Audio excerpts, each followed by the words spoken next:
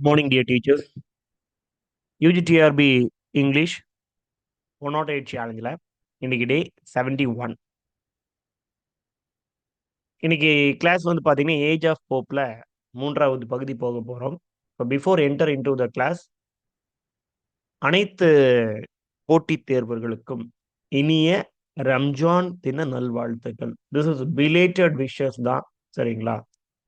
கடந்த வெள்ளிக்கிழமை, சனிக்கிழமை வெள்ளிக்கிழமை வந்து கேரளாவில் வந்து நமக்கு வந்து ரம்ஜான் கொண்டாடினாங்க. ஃப்ரம் எங்களுடைய டிஸ்ட்ரிக்ட்ல இருந்து, கன்னியாகுமரி டிஸ்ட்ரிக்ட்ல இருக்கக்கூடிய இஸ்லாமிய சகோதரர்களும் என்ன பண்ணாங்க அப்படின்னா, வெள்ளிக்கிழமை நிறைய பேர் கொண்டாடினாங்க.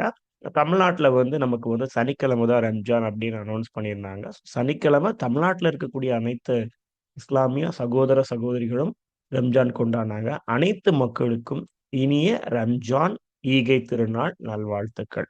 சரிங்களா? மிகப்பெரிய ஒரு ஃபாஸ்டிங், ரொம்ப கட்டுப்பாடோட இருக்கக்கூடிய அந்த விரத இதை வந்து முடிக்கக்கூடிய நாள். அந்த நாள்ல வந்து எல்லாருக்கும் ஷேரிங் அப்படிங்கிறது ரொம்ப முக்கியமான ஒரு விஷயம். Share the love, share the food, இது எல்லாமே அந்த நாளினுடைய சிறப்பம்சங்கள். ஸோ நம்மளுடைய ஃபாலோவர்ஸ், நம்மளுடைய நண்பர்கள், சிஸ்டர்ஸ், பிரதர்ஸ் அனைவருக்கும் அஹ், நமக்கு லேட் ஆயிடுச்சு. பிகாஸ் ஒவ்வொரு நாட்களையும் அந்தந்த நாட்களில் விஷஸ் பண்ணுவேன். வெள்ளிக்கிழமை அண்ட் சனிக்கிழமை ரம்ஜானுடைய 2 தினங்கள்லையும் சுத்தமா டவரே கிடைக்காத ஒரு இடத்துல நான் இருந்தேன். ஸோ எனக்கு ஒரு சான்ஸ் கிடைச்சது. கோயம்புத்தூர் வெள்ளையங்கிரி மலையை ஏறுறதுக்கான ட்ரெக்கிங்க்கான ஒரு வாய்ப்பு கிடைச்சது. ஸோ அங்கே நம்ம விசிட் பண்ணியிருந்தோம். ஒருபடி டவர் கிடையாது. ஸோ கிளாஸஸையும் உங்களுக்கு சரியான முறையில் வந்து ப்ரொவைட் பண்ண முடியல. குறிப்பாக அந்த 108 சேலஞ்சில் வந்து மண்டே நான் வந்து உங்களுக்கு அப்டேட் கொடுக்குறேன்னு சொல்லியிருந்தேன். பட் மண்டே அந்த அப்டேட்டை உங்களுக்கு கொண்டு சேர்க்க முடியல.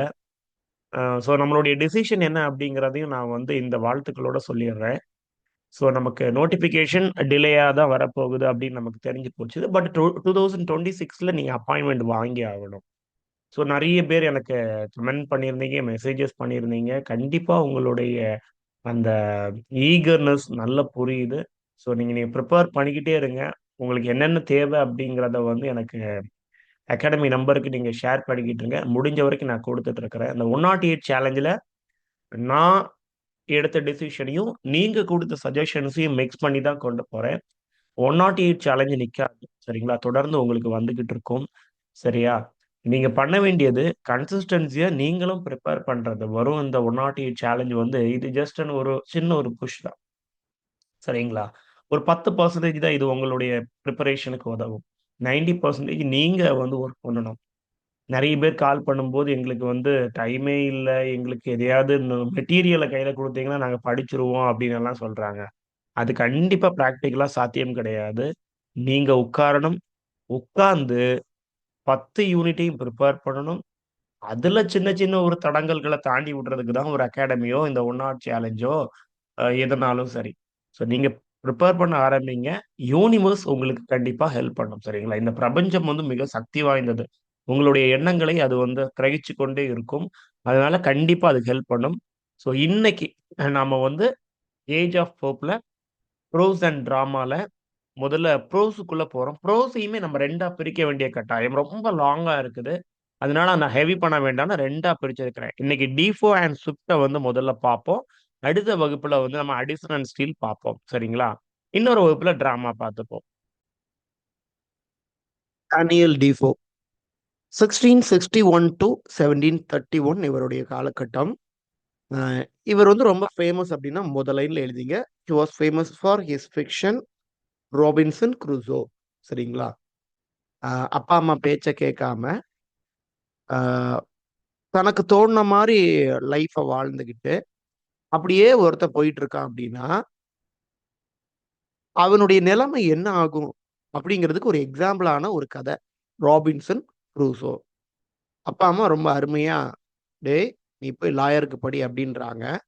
"இல்ல நான் வந்து செயிலர். நான் வந்து கடல் பயணம் தான் போவேன். வாயேஜஸ் போவேன்" அப்படின்னு போறான்.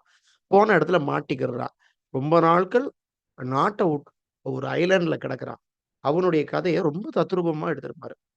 ஓ இது வந்து வெறும் இமேஜினேஷனா இல்ல உண்மையிலே நடந்த கதைகளா? இதெல்லாம் இந்த லைஃப் ஹிஸ்டரியில நம்ம அவருடைய லைஃப் ஹிஸ்டரியில படிக்க போறோம். இங்க டிஃபோ, இன்னொரு ஆள் வந்து ஸ்விஃப்ட் இன்னைக்கு நம்ம பார்க்கக்கூடியது. ஓகே. ஸோ இவரை பத்தி பார்ப்போம். இவர் யாருடைய பையன்?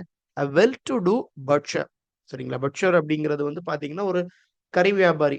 அவருடைய பையன். இவங்க family abandon divinity for practical life. சரிங்களா? இவங்க அப்பா அம்மாவுக்கு அந்த இதெல்லாம் உண்டு. பட் இவர் என்ன பண்றாருன்னா, கடவுளை பற்றிய துதிகளை தவிர்த்துருவாரு. ராபின்சன் குரூசோவும் அந்த ஒரு செமி ஆட்டோபயோகிராஃபி மாரி தான் இருக்கும். அவருக்கும் தொடக்க காலகட்டத்தில கடவுள் நம்பிக்கை கிடையாது. அப்புறம் ஐலேண்ட்ல போன அப்புறம் தான் அவருக்கு அந்த கடவுள் மேல பற்றுதல் வரும். சரி, இவருடைய ப்ரொஃபஷன்ஸ் பார்ப்போம். Course of a long and adventurous career was a hosier, tile factor, foreign tradesman, printer, trooper and confidant to the king இப்படின்னு ஏகப்பட்ட பாருங்க. Inmate of Newgate cell, government spy, fugitive from political persecution and a hero in a pillory of a sympathetic mob இப்படின்னு ஏகப்பட்ட professions and ஏகப்பட்ட குணாதிசயங்களை கொண்டிருக்கிறார். அதை தான் அப்படியே லிஸ்ட் அவுட் பண்றாங்க. ஓகே. அந்த பார்ன் ஜேர்னலிஸ்ட் அண்ட் பேம்ப்ளெட்டர். அவரு எக்ஸ்ட்ராடினரியா எழுதுறாரு. இதுல என்ன ரொம்ப முக்கியமான விஷயம் அப்படின்னா, அவர் எழுதுனதுல அவருடைய காலகட்டத்துல நிறைய எழுதியிருந்தாலும் no complete list of his publications has ever been drawn up. They are set to number more than 250. 250க்கு மேற்பட்ட படைப்புகள் பப்ளிகேஷன்ஸ் இருக்குதுன்னு சொல்லப்படுது. பட் அவருடைய காலகட்டத்தில் அது அவ்வளவும் பப்ளிஷ் ஆச்சுதா அப்படின்னா it's a question mark. Right. அடுத்தது திரும்பியும் அதே தான். அப்புறம் ரொம்ப முக்கியமான விஷயம், இந்த ரைட்டிங்ஸ் இமேஜினேஷனா உண்மையா அப்படின்னு நான் கேட்டிருந்தேன் இல்லையா தொடக்கத்துல. ஸோ அதுதான் இங்க இந்த லைன்ல whatever promise to make good copy and turned it to account while popular interest was still hot. சில விஷயங்கள் உண்மையாகத்தான் இருக்கும். அதை எடுத்து காப்பி பண்ணி அதை இமேஜினேஷன் மாதிரி நமக்கு கொடுப்பாரு. அதனால இவரை என்ன சொல்றாங்கன்னா மாரல் அண்ட் சோஷியல் ரிஃபார்மர் அப்படின்னு இவரை சொல்றாரு. அந்த காலகட்டத்தில் இருந்த தவிர்க்கப்பட வேண்டிய விஷயங்களை கிண்டலும் கேலியுமாக தன்னுடைய ஒர்க்ல சொல்லும் பொழுது அது ஒரு மறுமலர்ச்சியை நோக்கி அதை நம்மளை இழுத்து கொண்டு போகும் இல்லைங்களா? பாருங்க. Aimed to correct and teach is age. அது இவருடைய ஒரு சின்ன ஒரு கடமையாக இருந்தது. அண்ட் இலக்கியத்துக்கு ஒரு இம்பார்ட்டன்ட் இந்த காலகட்டத்தில் கிடைச்சது. இது பாருங்க, 17ஆம் நூற்றாண்டினுடைய கடைசி காலகட்டம், ரெஸ்டோரேஷன் ஏஜ். அதே மாதிரி ஏஜ் ஆஃப் போப்னுடைய பாதி காலகட்டம் 1731 வரைக்கும் வாழ்ந்திருக்காரு. இப்போ இவருக்கு வந்து என்னென்ன விஷயங்கள் தெரிஞ்சிருக்கும்? காமன்வெல்த் பீரியடை பற்றின அறிவு இருக்கும், ரெஸ்டோரேஷன் பீரியட் பற்றின அறிவு இருக்கும், அகஸ்டன்ஸ் ஏஜினுடைய அந்த லிட்டரரி தேர்ஸ்டும் இவருக்கு தெரிஞ்சிருக்கும்.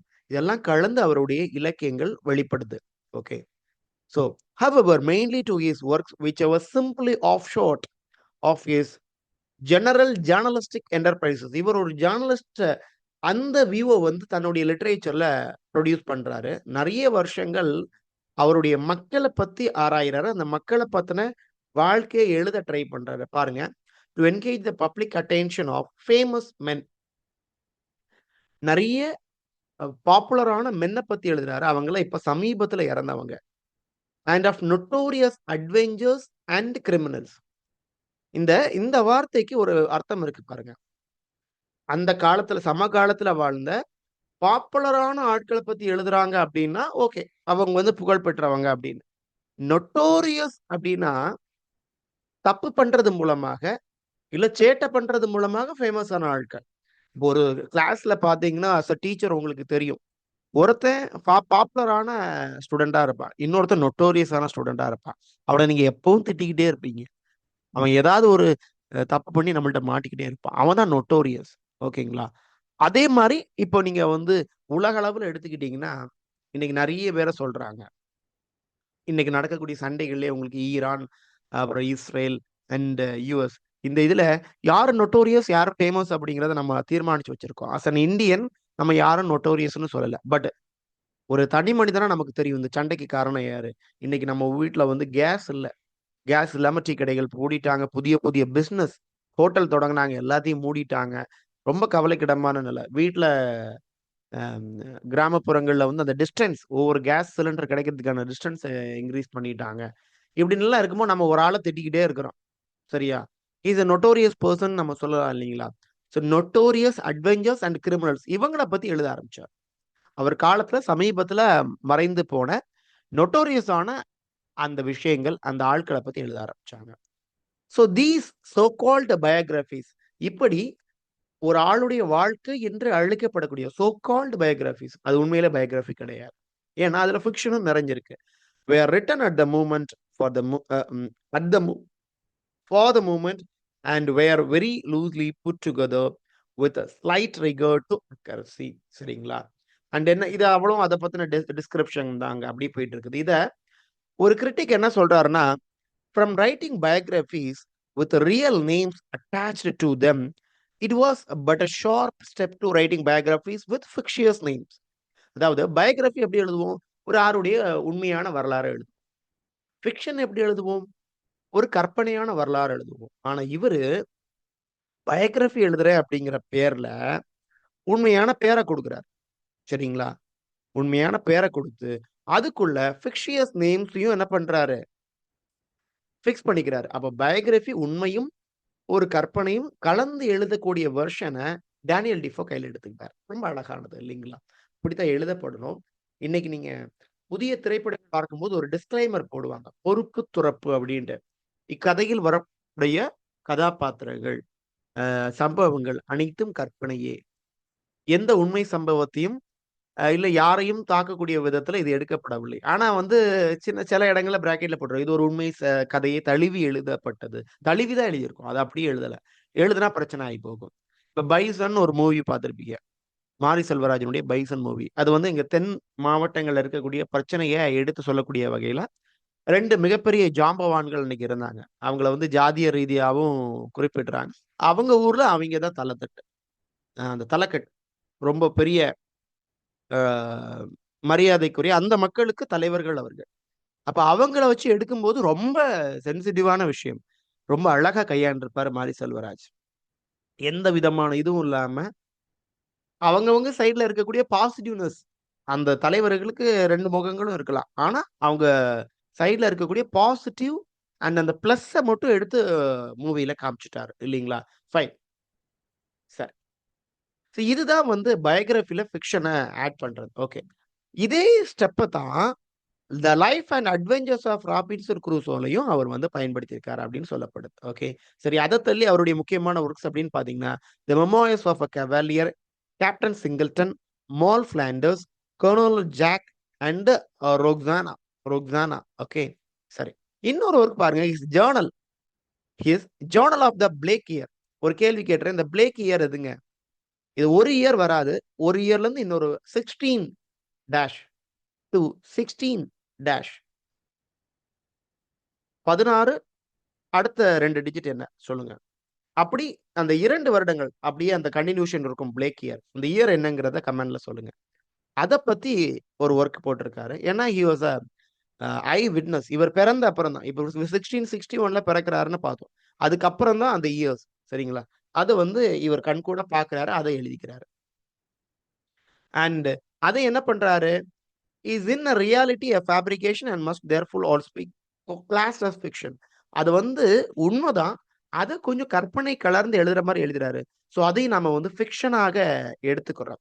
So Daniel Defoe and Jonathan Swift 2 பேருமே ஃபேமஸ் ஃபார் ஃபிக்ஷன். நம்ம இப்பதான் நம்மளுடைய ஹெல்ப் பேப்பர்ல ஃபிக்ஷனை முழுவதுமா நாவல் அப்படிங்கிற செக்ஷனை பார்க்கிறோம். சரிங்களா? தினம் அப்படிங்கிற செக்ஷனை பார்க்கிறோம். குறிப்பா ஃபாதர் ஆஃப் இங்கிலீஷ் நாவல்ஸ் அப்படின்னு கேட்டீங்கன்னா டிஃபோவும் வரமாட்டாரு, ஸ்விஃப்டும் வரமாட்டாரு, ஆர் கோல்ட்ஸ்மித்தும் வரமாட்டாரு. பட் இன்னொருத்தர் வருவார். யாருங்க அது? ஹென்ரி ஃபீல்டிங் வருவாருங்க. ஹென்ரி ஃபீல்டிங், ரிச்சர்ட்சன் நீங்க பார்க்கும்போது தான் நாவல் புகழ் பெறுது. அதனால ஹென்ரி ஃபீல்டிங்கை ஃபாதர் ஆஃப் இங்கிலீஷ் நாவல்ஸ் சொல்றோம். பட் பிகினர்ஸ் யாருன்னா டிஃபோவும் ஸ்விஃப்டும் தான். சரிங்களா? சரி. அப்புறம் இவருடைய அந்த வரலாறு, இவர் எழுதின வரலாறு, ஏன்னா நடந்த விஷயங்களை எழுதி வைக்கிறாரு. இவருடைய எழுதின அந்த வரலாற வெறும் வரலாறுன்னு சொல்ல முடியுமா? இல்ல. சூடோ ஹிஸ்டரி அப்படின்னு சொல்றாங்க. as this remarkable feat of pseudo history reminds us, Defoe to the very last out his made of stories as true stories. வரலாறை கதைகள் மாரி சொன்னதுல மிகப்பெரிய பங்கு டிஃபோக்கு உண்டுங்களாம். அதனால இத வரலாறுன்னு சொல்லாம சூடோ ஹிஸ்டரின்னு சொல்லலாம். ஏன்னா கற்பனையும் கலந்திருக்குது பார்த்தீங்களா? கற்பனையும் கலந்திருக்குது. இப்ப வீரபாண்டிய கட்டபொம்மன் அப்படின்னு ஒரு வரலாறு. நமக்கு சிவாஜி கணேசன் ஐயா நடிச்சு காமிச்சு தந்தது சூடோ ஹிஸ்டரி. அங்க வந்து ஒரு உண்மையான கட்டபொம்மனுடைய வாழ்க்கையில இந்த டயலாக்லாம் இருந்திருக்கும்ல. "மானங்கெட்டவனே வயலுக்கு வந்தாயா? நாற்று நட்டாயா?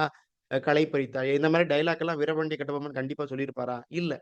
ஆனா அந்த எதிர்ப்ப தெரிவிச்சிருப்பாரு. "உனக்கு நான் வரி தர மாட்டேன்னு" சொல்லியிருப்பாரு. அப்புறம் அந்த டயலாக் சொருகுனது, சில சென்டிமென்ட்டா சில விஷயங்கள் பண்றது. டயலாக்ஸ் இந்த தூக்கு மேடையில நின்னுக்கிட்டு ஒரு டயலாக் விடுறது. அதுக்கெல்லாம் விடுவாய்ங்களா? விடமாட்டாய்ங்க. யாரும் பார்க்க முடியாத அளவுல தான் அங்க தூக்குல போட்டுருப்பாய்ங்க. இல்ல அப்படி பேசுறத கேட்டுட்டு இவங்க சும்மா இருந்திருப்பாய்ங்களா? இல்ல. அப்போ சில விஷயங்கள நம்ம ஃபிக்ஷியஸா சொல்லும்பொழுது, அந்த கதாபாத்திரத்துக்கான பவர் இன்னும் அதிகமாகுது. So that's the thing. அதுதான் சூடோ ஹிஸ்டரி. வரலாறு, அது கூட கொஞ்சம் பொய்மைகளும், கற்பனைகளும் கலந்து இருக்கும். சரி. நீங்க 23ஆம் புலிகேசி படம் பார்த்தீங்கன்னா, அந்த சூடோ ஹிஸ்டரின்னா என்னன்னு தெரியும். அவர் வந்து ஒரு பிக்சர் வரைஞ்சுகிட்டு இருப்பாரு. ஒரு பக்கம் வடிவேலனுடைய உடம்ப மூடியிருப்பாங்க. தலை மட்டும் இருக்கும். இன்னொரு பக்கம் ஒரு வீரனுடைய தலைய மூடியிருப்பாங்க. அவனுடைய உடல்.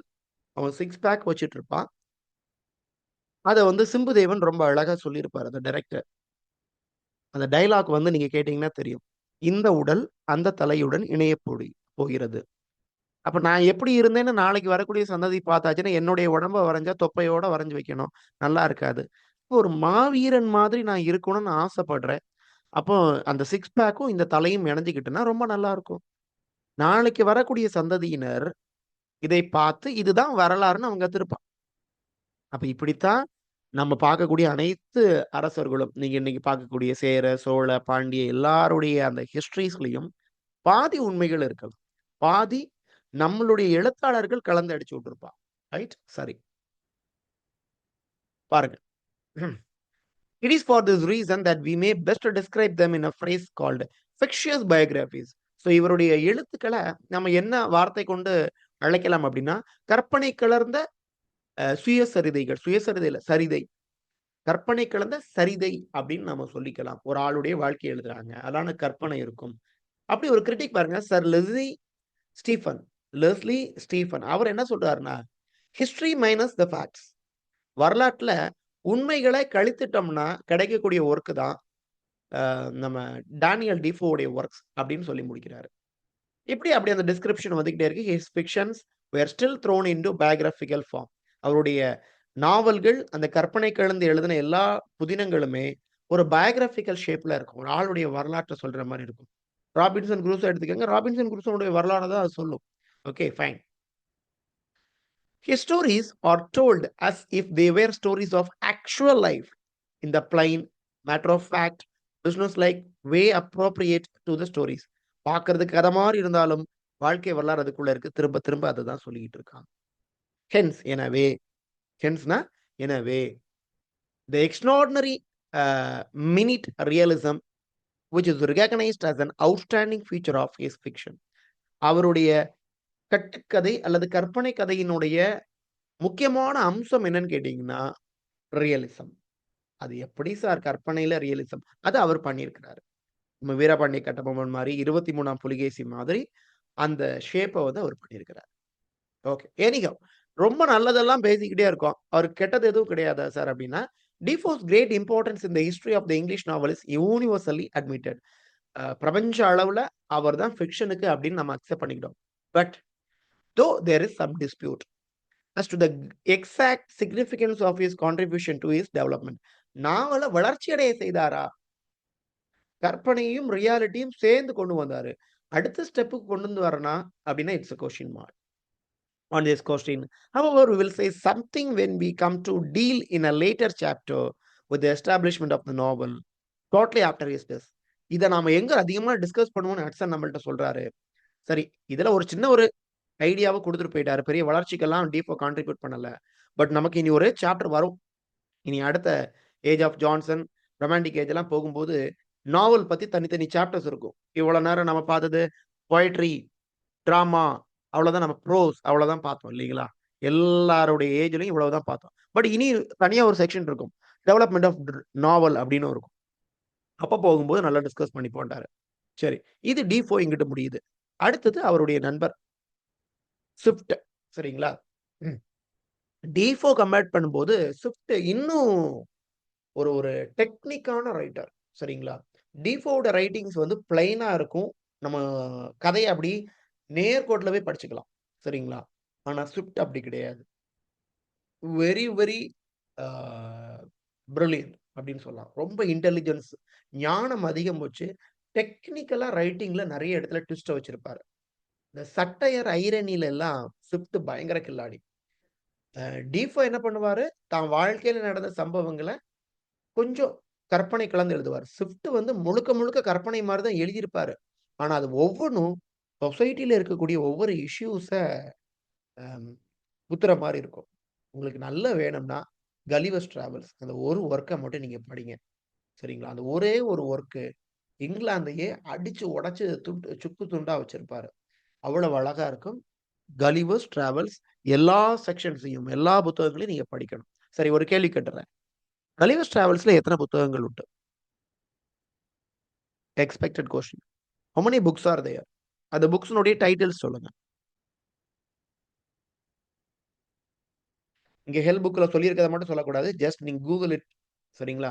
எத்தனை புத்தகங்கள் கலிவர்ஸ் டிராவல்ஸ்ல இருக்குதுன்னு கவுண்ட் பண்ணி, அந்த டைட்டில்ஸ் வந்து எனக்கு ஃபுல் டைட்டில் வேணும். Comment it. இவர் அயர்லாந்துல பிறக்கிறாருமா. சரிங்களா? Born in Ireland. இதே கேள்விய கேட்டுருவாங்க. Born in Ireland 1667 to 1745. கிட்டத்தட்ட ஏஜ் ஆஃப் ஜான்சன் வரைக்கும் நெருங்கி வந்திருக்காரு. 1689ல confidential secretary to Sir William Temple at Moor Park, Surrey. சரேங்கிறது ஒரு இடம். சரி. Earl of Surrey famous for, நம்ம ஹெல்லுல படிச்சோம். ஏர்ல் ஆஃப் சரே எதுக்கு ரொம்ப ஃபேமஸ் ஆனவரு? அண்ட் அவருடைய ஒரிஜினல் பேர் என்ன? ஏர்ல் ஆஃப் சரேங்கிறது அவருடைய பதவி. சரே அப்படிங்கிற இடத்தினுடைய ஏர்லா இருந்தாரு. அவருடைய உண்மையான பேர் என்ன? அவர் எதுக்கு ரொம்ப ஃபேமஸ்? இத மட்டும் எனக்கு சொல்லுங்க. விக்டர் ஆஃப் லெரகார் இன் அயர்லாந்து அப்படிங்கிற ஒரு போஸ்டிங்குமே நம்ம ஸ்விஃப்ட்க்கு கிடைக்குது. அண்ட் இதுல என்ன விஷயம் அப்படின்னா, இவர் யாருக்கு செக்ரட்டரியா இருந்தாங்க அப்படிங்கிறத வந்து நெறைய இடங்கள்ல கேள்வியா கேட்பாங்க. Sir William temple. சரிங்களா? எந்த இடத்துல? சரே அப்படிங்கிற இடத்துல. சரி. டெம்பிளுடைய டெத்துக்கு அப்புறம் தான் விக்கர் ஆஃப் லாரகார் அப்படிங்கிற போஸ்டிங்க வந்து அவர் அயர்லாந்துல போய் வாங்கிக்கிறாரு. அண்ட் இவர் கட்சி எந்த பொலிட்டிக்கல் பார்ட்டிய சார்ந்தவர் அப்படின்னா 2 பொலிட்டிக்கல் பார்ட்டிலயும் இருந்திருக்காரு. ஃபர்ஸ்ட் வந்து விக்கா இருந்திருக்கிறாரு. அதுக்கப்புறம் டோரி. இதுல இப்ப நீங்க டிஃபரன்ஷியேட் பண்ணணும். விக்குங்கிறது யாரு? யாருக்கு சப்போர்ட் பண்ணக்கூடியவங்க? டோரிங்கிறது யாருக்கு சப்போர்ட் பண்ணக்கூடியவங்க? ஒரு ஆள் வந்து பார்த்தீங்கன்னா, மொனாஸ்ட்ரிக் சாரி, அதாவது என்ன சொல்லுவோம்? மன்னர் ஆட்சிக்கு சப்போர்ட் பண்ணக்கூடியவங்க. சரியா? இன்னொருத்தவங்க வந்து பார்லிமெண்டேரியன். ஒருத்தவங்க வந்து கிங்குக்கு, ஒருத்தவங்க பார்லிமென்ட்க்கு சப்போர்ட் பண்ணக்கூடியவங்க. பரம்பரையா மன்னர் தான் ஆளணும் அப்படின்னு சொல்லக்கூடியவங்க ஒரு கட்சி. இல்ல பார்லிமென்ட் தான் பவர் கூடுனது அப்படின்னு சொல்லக்கூடியவங்க இன்னொன்னு. இது 2ம் யார் யாரு? இவர் 2 பக்கத்துலயும் வொர்க் பண்ணியிருக்கிறார். ஓகே. சரி. அப்புறம் இவர் வந்து இந்த கட்சிய பத்தி எழுதும்போது பாம்ப்லெட்டரா அறியப்படுறார். நெறைய துண்டு பிரசுரங்கள் எழுதி, அல்ல அந்த ஜர்னலுக்கு எழுதுறது, நியூஸ் பேப்பருக்கு எழுதுறது, அதெல்லாம் இவருடைய பணியாக இருந்திருக்குது. He preferred to the deanery of Dean of St. Patrick's Dublin. அது வந்து 1714ல. He espoused the cause of Irish people. அத வந்து முக்கியமா யாருக்காக அவர் குரல் குடுக்கிறாருன்னா, இந்த டீனரி அப்படிங்கிற பதவியில இருந்துட்டு ஐரிஷ் பீப்பிளுக்காக குரல் குடுக்கிறாரு. இதனால கிண்டலாக லார்ட் லெப்டினன்ட் வந்து என்ன சொல்றாருன்னா, "ஏய், நான் என்னப்பா கவர்ன் பண்றேன் அயர்லாண்ட. அதுக்கு பதிலா டாக்டர் ஸ்விஃப்ட் என்ன சொல்றாரோ, அந்த பர்மிஷன் படி தான் என்னுடைய கட்டளையே இருக்குது." அதாவது இவர் வந்து நாட்டு மக்களுக்காக நல்லது நெனைச்சாரு. நல்லத பண்ணணும்னு திரும்ப திரும்ப கேட்டுட்டு இருக்கறனால, அவர அப்படி ஒரு கிண்டலும் கேலியுமாக சொல்லியிருக்காரு. சொன்னது யாரு? லார்ட் லெப்டினன்ட் கிண்டலும் கேலியுமாக சொல்றாரு ஸ்விஃப்ட்ட பத்தி. இப்படி அவருடைய பெர்சனல் லைஃப் அப்படி வந்துகிட்டே இருக்குது. நெறைய வருடம் அவர் கஷ்டப்பட்டுருக்காரு. எதனால அப்படின்னா, மிஸ்டீரியஸ் பிரெயின் டிசீஸ். ஓகே. அதனால ரொம்ப கஷ்டப்பட்டுருக்காரு. 1736 அது வந்து ரொம்ப பெருசாகுது. His mind began to give way and little by little he lost his memory completely. முழுவதுமாக அவருக்கு மெமரி லாஸ் ஏற்பட்டு விட்டது. யாருக்கு? அதிகமா சிந்திச்சு எழுதக்கூடிய ஞான மக்களுக்கு இப்படித்தான் ஆகும்னு நெனைக்கிறேன். கடைசி சாமியார் லெவலுக்கு போயிர்றானுங்க. Right. Mental disease undoubtedly not a little do with Swift's ferociously pessimistic temper. என்ன ஆகுது? ஒரு நெகட்டிவ் சென்ஸ் நம்பிக்கையின்மையை அவருக்கு தருது. அப்படிதானே இருக்கும் உங்க வாழ்க்கையே வெறுத்து போயிரும்ல. மெமரி லாஸ்னா என்ன? ஒரு வகையில பார்த்தீங்கன்னா, அது ஒரு வரப்பிரசாதம். கவலைகள வந்து நம்ம மறந்துடலாம். பட் எவன் எவன் யார் யாருன்னு தெரியலைன்னா கஷ்டமாயிரும் இல்லைங்களா? அதுக்கப்புறம் முக்கியமான அவர் லைஃப்ல இருந்த விஷயம், his relations with 3 women. Okay. அது அவருடைய சந்தோஷமின்மைக்கு காரணமாக அமைஞ்சதுங்களாம். 3 விமன் அவர் கூட ரிலேஷன்ஷிப்ல இருந்தாங்க. அதுல முக்கியமான ஒருத்தங்க வந்து பார்த்தீங்கன்னா, எஸ்தர் ஜான்சன் அல்லது ஸ்டெல்லா அப்படின்னு அழைக்கப்படுறாங்க. சரியா? எஸ்தர் ஜான்சன் ஆர் ஸ்டெல்லா அப்படின்னு அழைக்கப்படுறாங்க. இவரு டெம்பிள்ஸ்ல வச்சு மீட் பண்றாரு. டெம்பிள்ஸ்னா, நம்ம அந்த வில்லியம் டெம்பிள்னுடைய ஆபீஸ்ல அல்லது வீட்ல வச்சு மீட் பண்றாரு. அப்போ இவரு ஒரு யங் மேன். அந்த பிள்ளை வந்து அந்த எஸ்தர் ஜான்சன் வந்து பார்த்தீங்கன்னா, ஒரு சின்ன குழந்தை தான். அப்பமே அந்த லவ். ஸோ அவங்களுக்கு மேரேஜ் எதுவும் ஆகல. பட் அந்த லவ் வந்து ரொம்ப ஸ்ட்ராங்காக இருந்தது.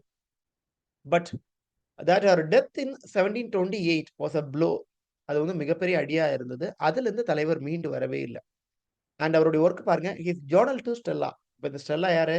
இந்த எஸ்தர் ஜான்சன். சரிங்களா? இது narrative of his life in London during the time. அதுல தான் அவள லாஸ் பண்ணது, அவருடைய பொலிட்டிக்கல் சேஞ்சஸ் இது எல்லாத்தையுமே அதுல வந்து அவர் விவரிக்கிறாரு. அண்ட் இவருடைய எழுத்து அப்படின்னு பார்த்தீங்கன்னா, லிட்டரேச்சர் ஃபீல்ட்ல பார்த்தீங்கன்னா, one of the greatest English prose writer அப்படின்னு இவர் மதிக்கப்படுறாரு. கொலோக்கியல் ஸ்டைல்ல அதாவது வட்டார வழக்குல எழுதக்கூடிய ஒரு ஆளு டைரக்ட்டா சிம்பிளா எழுதிருவாரு. And he has few rivals and no superiors. இவரோட உயர்ந்தவன் எவனாவது இருக்கானான்னு கேட்டீங்கன்னா, எழுத்துல அந்த டைம்ல ஒருத்தனும் இல்ல. இவர் தான் பெரிய ஆளு. பட் சில எதிரிகளும் இருந்தாங்க. அண்ட் இவருடைய ஸ்பெஷாலிட்டி நான் சொன்ன மாரி சட்டையர் அண்ட் ஐரணி. இன்டைரக்ட்டா எழுதுவாரு. கிண்டலும் கேலியுமா எழுதுவாரு. சொசைட்டிய வச்சு செஞ்சு புடுவாரு. அதுல குறிப்பா விக்ஸ் கட்சியில இருக்கும்போது டோரிய பத்தி எழுதுவாரு. டோரியில எழுதும்போது விக்ஸ பத்தி நெறைய எழுதியிருக்காரு. இது வந்து கேள்வியா கேட்பாங்க. கலிவர்ஸ் டிராவல்ஸ்ல விக்ஸ வந்து குறிக்கக்கூடிய கேரக்டர் எது? டோரிய குறிக்கக்கூடிய கேரக்டர்ஸ் எது? ஏன்னா முட்டா பயலுக. 2 பேரும் முட்டா பயலுக தான். ஒருத்தன் மொரட்டு பீஸு, இன்னொருத்தன் முட்டா பீஸுங்கிற மாரி தான் இருக்கும். விக்ஸும், டோரியும் அப்படியே தான் கிண்டலும் கேலியுமா சொல்லியிருப்பார். அண்ட் இது எல்லாமே அவருடைய டிஸ்கிரிப்ஷன் தான். An excellent illustration will be found in his argument to prove that abolishing the Christianity in England may be attended with some inconveniences. சரிங்களா? கிறிஸ்டியானிட்டி அப்படிங்கிற விஷயத்த கையில எடுத்துப்பாரு. அதையும் கிண்டலும் கேலியுமா பேசக்கூடிய ஒரு ஆளு ஸ்விஃப்ட்டுங்க. சரியா? இது இங்க இருந்தே நீங்க ரீட் பண்ணீங்கன்னா, இத வந்து நீங்க கிராப் பண்ணலாம். ஓகே. ஏன்னா, பொலிட்டிக்கல்ல இவர் எப்படி இருந்தாரு? இவருடைய ஸ்டாண்ட் என்ன இருந்ததுன்னு பார்த்தோம். ரிலிஜியன்ல இவருடைய ஸ்டாண்ட் என்ன அப்படின்னா, அதுவும் அப்படிதான். ஜீஸா மாரி தான் இருக்கும். அண்ட் இவருடைய வொர்க்க பத்தி பார்க்குறோம். முக்கியமான வொர்க் அப்படின்னு பார்த்தீங்கன்னா, the battle of the books and tale of tub. So 2மே 1704ல பப்ளிஷ் ஆகுது. இது 2 பத்தின டிஸ்கிரிப்ஷனும் கீழ இருக்குது. குறிப்பா பார்த்தீங்கன்னா, இந்த பேட்டில் ஆஃப் புக்ஸ் அது வந்து யாருடைய லைப்ரரில இருக்கு அப்படின்னு ஒரு கேள்வி கேட்கலாம். எந்த லைப்ரரில இந்த பேட்டில் ஆஃப் புக்ஸ் நடக்குது அப்படின்னு ஒரு கேள்வி கேட்பாங்க. தி ஃபார்மர் அந்த ஃபார்மர்ங்கிறது இந்த மொத book. The former grew out of the controversy in which Sir William Temple had taken a prominent part. இவரும் ஒரு பங்கேற்கிறார் இந்த வொர்க்ல. Concerning the respective merits of ancient and modern literature. பழைய இலக்கியங்கள் நல்லதா? புதிய இலக்கியங்கள் நல்லதா? அத புத்தகங்களே பறந்து வந்து சொன்னா எப்படி இருக்கும்? லைப்ரரில இருக்கக்கூடிய புத்தகங்கள் பறந்து வந்து இவங்களுக்குள்ள ஒரு சண்டை நடந்தா எப்படி இருக்கும்? அதான் பேட்டில் ஆஃப் புக்ஸ். ஒரு கற்பனை கலந்து அப்படி சொல்லியிருக்காரு. Chiefly occupied not with the substantial issues involved, but with the discomfiture of Temple's personal opponents. டம்பிளுக்கு மனசுல இருந்த விஷயங்கள இங்க கொட்டுறதுக்கு இந்த ஒரு வொர்க்க பயன்படுத்திக்கிட்டாரு. The mock heroic description, the great battles in the King's Library. Note the point, King's Library between the rival host is a monster of its kind. புத்தகங்கள் தங்களுடைய நல்லது கெட்டதுகளை எடுத்து போட்டு சண்டை போட்டா எப்படி இருக்கும்? அப்படிங்கிற ஒரு கற்பனை கலந்த ஒரு புத்தகம் தான் the battle of books published in the year 1704. சரி, இதுல வரக்கூடிய முக்கியமான கதாபாத்திரம் யாருன்னா சர் வில்லியம் டெம்பிள், அவருடைய முதலாளி. அப்புறம் Tale of Tub. Tale of Tub வந்து ரிலிஜியன் சம்பந்தமானது. புரொட்டஸ்டன்ட் சர்ச்சுக்கும் சர்ச் ஆஃப் ரோமுக்கும் அதாவது சர்ச் ஆஃப் இங்கிலாந்துக்கும் சர்ச் ஆஃப் ரோமுக்கும் இடையில ஆர்சிக்கும் சர்ச் ஆஃப் இங்கிலாந்துக்கும் இடையில நடக்கக்கூடிய அந்த ஒரு இது. அண்ட் இவருடைய காலகட்டத்துல ஸ்விஃப்ட்னுடைய காலகட்டத்துல ஏகப்பட்ட சர்ச்சஸ் வந்துருச்சுதுங்க. சரியா? புரொட்டஸ்டானிசம் அப்படின்னா அதுல சர்ச் ஆஃப் இங்கிலாந்து அடங்கும். மத்தபடி புதுசு புதுசா வந்து அந்த மெத்தடிஸ்ட் சர்ச்சஸும் இதுக்குள்ள அடங்கும். அண்ட் இதுல என்ன சொல்றாரு? Exhibit the corruptions of modern Christianity. நான் சொன்னேன் ஏற்கனவே இங்க ஒரு கிறிஸ்டியானிட்டிய பத்தின விவரங்கள் வருது இல்லையா? எஸ். இங்க உங்களுக்கு அது தெளிவாகும். கிறிஸ்தவ மதம் அப்படிங்கிறது முதல்ல கேத்தலிக்ஸா இருந்தது. அப்புறம் அத நல்லா ஒழுங்காக போறேன் அப்படின்னு ரெஃபர்மேஷன கொண்டு வந்து அந்த மதத்த உடைச்சானுங்க. நாங்க ரொம்ப பியூரா போறோம்ன்னு போனானுங்க. ஆனா அங்கேயும் அதே பிரச்சனை தான் வந்தது. அப்ப எங்க தான்டா போய் நாங்க கிறிஸ்தவத்த தேடுறது? அப்படிங்கிற கேள்விய கேட்கிறாரு. The purpose is carried out under the form of allegorical story. இது The Tale of Cup. அதுல ரிலிஜியஸ் பத்தின டிஸ்கஷன் தான் வருது. குறிப்பா பிரின்சிபிகல் ஃபிகர்ஸ் யாரெல்லாம் 3 brothers Peter, Martin, Jack and அவங்கலாம் ரோமன் சர்ச்சுக்காக வாதாடுறாங்க. அண்ட் இங்கிலீஷ் சர்ச்சுக்காக, அப்புறம் கல்வினிஸ்டுக்காக, டிசென்டர்ஸ்க்காக இவங்க ஒரு குரூப் அங்க போராடுது. And secondly, half of the work, however, is connected with the central theme, the rest being composed of apologies, introductions, dedications, and digressions. நல்லது, கெட்டது, தொடக்கம், முடிவுரை இதெல்லாம் சேர்ந்து இதுக்குள்ள இருக்குது. சரி, அதோட அங்க விட்டுருவோம். ரைட். கடைசியா ஒரு பாயிண்ட் பாருங்க. He himself said that the aim of the book was to reconcile divinity with wit. ஞானத்தையும் தெய்வீகத்தையும் இணைப்பதற்கான ஒரு முயற்சி தான் இந்த புத்தகம் அப்படின்னு சொல்லி முடிச்சிடுறாரு. யாரு இதெல்லாம் ஹட்சன் நமக்கு சொல்லக்கூடியது. Okay fine. அப்புறம் நம்மளுடைய மேஜர் கலிவர்ஸ் டிராவல்ஸ். இது வந்து அதுதாங்க. கலிவர்ஸ் டிராவல்ஸை பத்தின டிஸ்கிரிப்ஷன்ஸ் எடுத்துக்கங்க. இது எது கூட ஹட்சன் கம்பேர் பண்றாருன்னா ராபின்சன் குரூசோ. ராபின்சன் குரூசோ எப்படி ஒரு லேண்ட்மார்க் ஆஃப் இங்கிலீஷ் நாவல்ஸ்ன்றதோ அதே மாதிரி கலிவர்ஸ் டிராவல்ஸும். சரிங்களா? அப்படியே கீழே வந்துருவோம். இதுல நிறைய பிரிவுகள் இருக்குதுன்னு பார்த்துட்டோம். ஜஸ்ட் இதனுடைய சம்மரி நல்லா படிங்க. Voyage to Lilliput, voyage to Brobdingnag, voyage to Laputa. இது எல்லாத்துக்கும் ஃபுல் டைட்டில் படிக்கணும். சரிங்களா? வாயேஜ் டு ப்ராப்டிங் நக் அவ்வளவுதானா? லப்பூட்டா அவ்வளவுதானா? சரியா? எத்தனை புத்தகங்கள், எத்தனை டைட்டில்ஸ் அப்படிங்கிறத நான் முதலே படிக்க சொல்லிட்டேன். இதோட நின்றாதீங்க. சரியா? இதுல கொஞ்சம் கொஞ்சம் தான் ஹட்சன் கொடுத்திருக்காரு. ஃபுல் டைட்டில், ஃபுல் ஏரியா வந்து கண்டிப்பா வேணும். சரி, இதுல இந்த கடைசி புத்தகத்துல ஒரு இது voyage to the country of Houyhnhnms. சரிங்களா? இதுல மனிதர்கள் வந்து வேலையாட்களாகவும், குதிரைகள் வந்து முதலாளிகளாகவும் இருக்கிற மாதிரி சித்தரிச்சிருப்பாரு. இது முழுக்க முழுக்க இங்கிலாந்த டார்கெட் பண்றது தான். சரிங்களா? மனிதர்கள் வந்து அந்த மனித குரங்குகள் மாதிரியும், குதிரைகள் வந்து பாத்தீங்கன்னா மிக சக்தி வாய்ந்த எஜமானர்கள் மாதிரியும் காமிச்சிருப்பாங்க. That animal called man. அப்படிதானே? மிருகத்துல தானே மனுஷன் வந்தான், குரங்குல தானே மனுஷன் வந்தான். அதை அப்படியே எடுத்து கொண்டு வந்து இங்க ஃபிக்ஸ் பண்ணி அவங்க பண்ணக்கூடிய அந்த சில்மிஷங்கள், அந்த குதிரைகள் வந்து மனிதர்கள பத்தி வச்சிருக்கக்கூடிய அந்த நினைப்புகள், இது எல்லாத்தையுமே பிரசன்ட் பண்ணியிருப்பாரு. ஸோ இதுதான் உங்களுக்கு ஸ்விஃப்ட். சரிங்களா? ஜொனதான் ஸ்விஃப்ட் இதோட முடியுதுங்க. ஜஸ்ட் நீங்க இதுவரைக்கும் ரீட் பண்ணி முடிச்சுக்கங்க. அண்ட் இந்த ஒரு line, shift on the contrary was a profound pessimist. ஏற்கனவே நான் சொல்லியிருந்தேன். பெசிமிஸ்டுக்கும் ஆப்டிமிஸ்டுக்குமான வித்தியாசம் என்ன அப்படின்ட்டு. சரி, இதோட நான் முடிச்சுக்கிறேன். இன்னைக்கு ரொம்ப லெந்தி ஆயிட்டோம். ரைட். அடுத்த கிளாஸ்ல நம்ம அடிஷன் அண்ட் ஸ்டீல் அவங்களையும் பார்த்து மீதி இருக்கக்கூடிய அந்த prose of age of Pope அதையும் பார்த்துருவோம். ரைட்டுங்களா? ரைட். ஸோ நம்ம இப்போ முடிச்சுக்கிறோம். தேங்க்யூ.